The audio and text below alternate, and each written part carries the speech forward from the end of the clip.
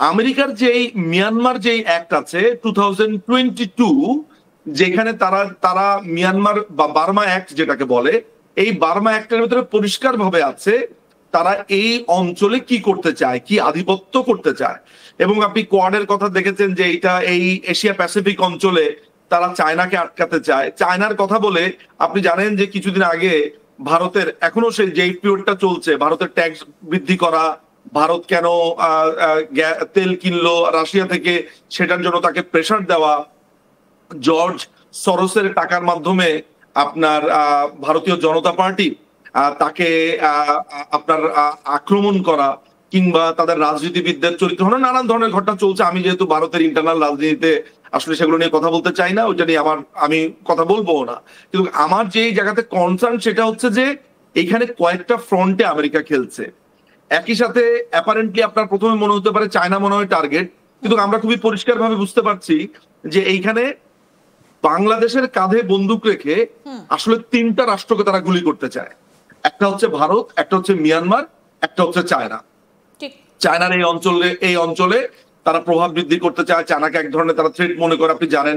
এবং এই অঞ্চলে যদি তারা একটা বেস করে, আপনার এই বেসিন দিয়ে থাইল্যান্ডও কাছে, কম্বোডিয়াও কাছে, অর্থাৎ তাদের একটা বড় ধরনের বেস তৈরি হওয়া মানে হচ্ছে এখানে 7-8টা দেশ বড় ধরনের অবস্থার মধ্যে বা জটিলতার ভেতরে পড়ে যায়।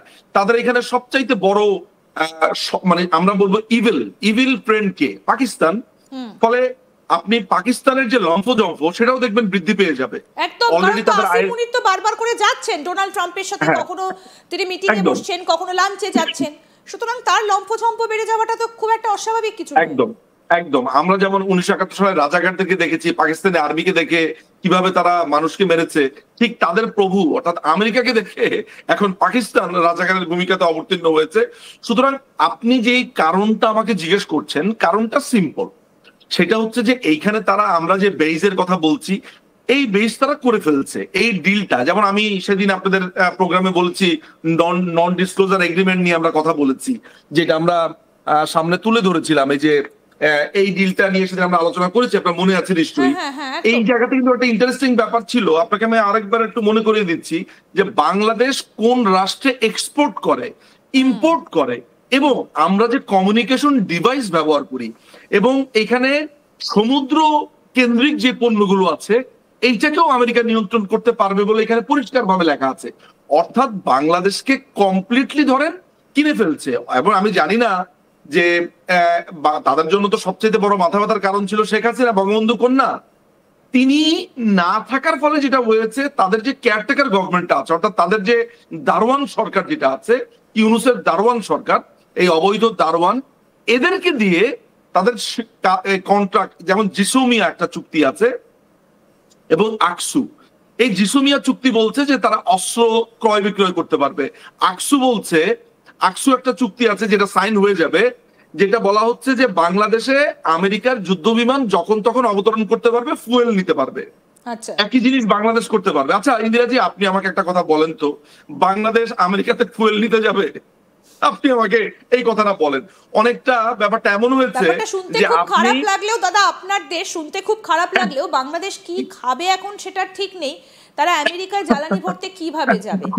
আপনাকে আমি আরেকটা কথা বলছি, একটা কথা বলছি যে দেখুন, এই যে খাবারের কথা বলছেন, যে আমরা খাবারের স্বয়ং সম্পূর্ণ ছিলাম গত বছর পর্যন্ত, এই এক বছর আমাদের যে অবস্থা হয়েছে, জানি না এটা দুর্ভিক্ষ নামবে। আমি আপনাকে একটা উদাহরণ দেই, সেটা হচ্ছে ওই যে আমরা শিয়াল এবং বকের একটা গল্প পড়েছিলাম, যে শিয়াল বককে দাওয়াত দিয়েছে তার বাড়িতে, দাওয়াত দিয়ে প্লেটের মধ্যে খাওয়া দিয়েছে। এখন বক তো আর প্লেট থেকে খাওয়া নিতে পারবে না, তাকে এমন একটা জায়গাতে দিতে হবে। এখানে একটা প্রশ্ন, যে কিছুদিন পরে আমেরিকা যেখানে আসে সেখানকার মানুষকে তো পরাধীন করে দেয়, এই আমরা বিভিন্ন দেশে দেখেছি, অতি সম্প্রতি আফগানিস্তানের অবস্থাও দেখেছি। বাংলাদেশের যারা মানুষজন তারা দেশে থাকতে পারবেন তো? তাদেরকে আবার বাংলাদেশে থাকতে গেলে ভিসা পাসপোর্ট করে থাকতে হবে না তো? এইটা তো অলরেডি মহেশখালীর লোকজনরা চেঁচিয়ে চেঁচিয়ে বলছে। আমি ভালো হতো যদি আজকে মহেশখালীর যারা যেই একটা ভিডিও ক্লিপ আপনাকে পাঠাতে পারলে, এই প্রোগ্রামে যদি আপনারা দেখাতে পারতেন, আপনারা দেখতেন যে সেই লোকটা চিৎকার করে বলছে যে আমরা কি এই দেশের নাগরিক না। তার সে আহ্বান করছে ভারতকে, যে ভারত কোথায়, ভারত আজকে কোথায়, আজকে চায়না, প্লিজ আমাদেরকে বাঁচান। আমি বললে তো আপনাদের প্রোগ্রামে এটা নিয়ে ভাইরাল হয়ে গেছে, এখন দেশের সাধারণ মানুষ বলা শুরু করেছে, আমার আর কিছু বলতে হয়নি, তাই না? আমি একবার বলেছিলাম যে ভারতের উপরে যে অ্যাটাকের কথা বলছে, যে আক্রমণের কথা বলছে, এতে করে ভারত ব্যবস্থা কি নেবে কিনা সেটা নিয়ে কত কিছু। সুতরাং আলটিমেটলি আপনি যেটা বলছেন সেটা হচ্ছে যে ভিসা পাসপোর্ট নিয়ে আমাদেরকে থাকতে হবে। আমরা আমাদের নিজ ভূমে উদ্বাস্তু হয়ে বেঁচে থাকার এই পত্তন, অর্থাৎ যে সূচনাটা, সেটা আমরা করে ফেললাম এই ঘটনার মধ্য দিয়ে। আপনার কাছে মনে হয় যে বাংলাদেশে এই যে আপনি ইজিপ্টের যে জাহাজটা দেখছেন, এটা কি ইজিপ্টের সৈন্যরা এসেছে? দর্শকদেরকে ফুল স্ক্রিনে দাদা এটা একটু দেখাতে বলি, আমি প্রোডাকশন টিমকে বলবো একটু দেখাতে, যে এই মুহূর্তে যেটা আমরা দেখাচ্ছি এই রকমই একটা এয়ারক্রাফট, কিন্তু এই এয়ারক্রাফটটাই ইজিপ্ট থেকে এসেছে। এটা সানডে অর্থাৎ গতকাল এটা নেমেছে হযরত শাহজালাল আমেরিকান সৈন্য বহন করেছে, এটাও আমেরিকান সৈন্য বহন করেছে ওদের গালফ বেস থেকে। কেমন ওদের নিয়ারেস্ট বেস থেকে ওদের সৈন্য এসেছে, ওদের অস্ত্র এসেছে, ওদের বিভিন্ন রকমের দ্রব্যাদি এসেছে এটাতে করে, এটা আমাদেরকে কনফার্ম করা হয়েছে। আর ওইটার ভিতরে সৈন্যরা এসেছে, তাদের খাবার দাবার এসেছে, তাদের অনেক কিছু অস্ত্র, এখন কন্টেনারের মধ্যে কি আছে এগুলো তো বলতে পারে না কমপ্লিটলি। এখন এইটা বাংলাদেশ সেনাবাহিনী ওইখানে নিশ্চুপ, কারণ আপনি জানেন যে ওয়াকারুজ্জামান যে আছে সেনাবাহিনী প্রধান, সে হচ্ছে একটা সিআইএর একটা দারোয়ান, মানে সিআইএর একটা চর।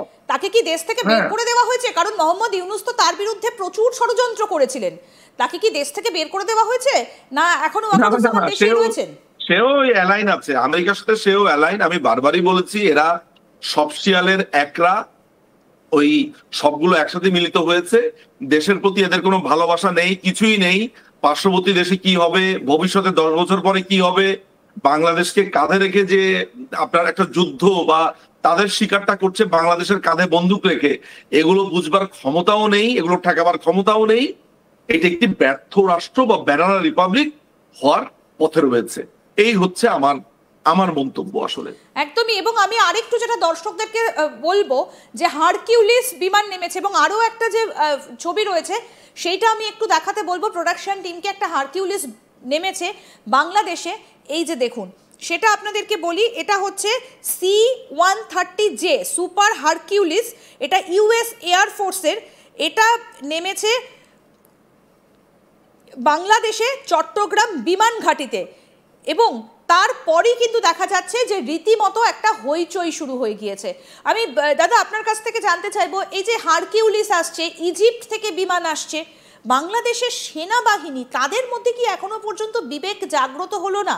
এখনো পর্যন্ত সবটাই তো চলে গেল, কক্সবাজার চলে গেল, অন্যান্য যে আইল্যান্ডগুলো ছিল সেগুলো চলে গেল, এবার আরো বেশ কিছু জায়গা চলে যাচ্ছে। কিছুই কি তাদের বিবেক জাগ্রত হবে না? দেশটাকে কি পুরোটা শেষ করে দেবে? দেখেন, আমার কাছে প্রাপ্ত তথ্য মতে ইন্দিরা